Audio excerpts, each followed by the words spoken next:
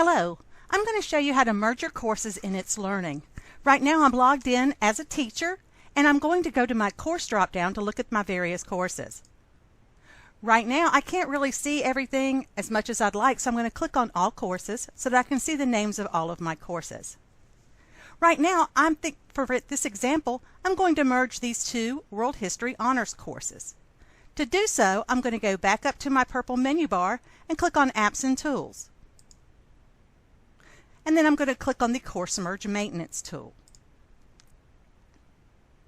Now, when you're selecting your courses, typically what you would do is you would select the master course, the course that probably has lots of content and things in it, and add the other sections that you have not added content to so that you can have them all together. There's not anything in these yet, so we're just going to use this example. This one right here, this World History Honors course, will be the primary course.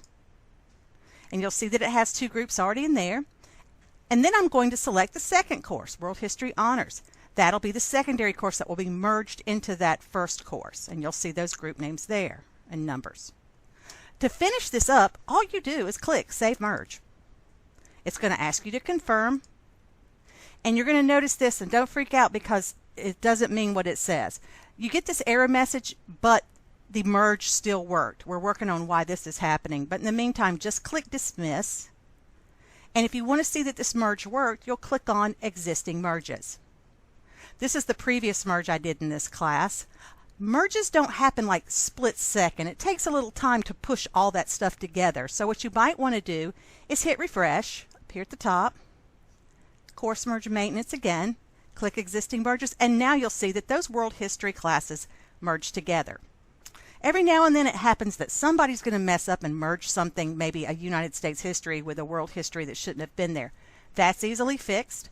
You go over here to this pencil, and then you'll see that you can update the merge to add more courses, or you can delete the merge and break those two courses back out. So I'm going to click Delete Merge, confirm, and now those two classes show up in their separate places.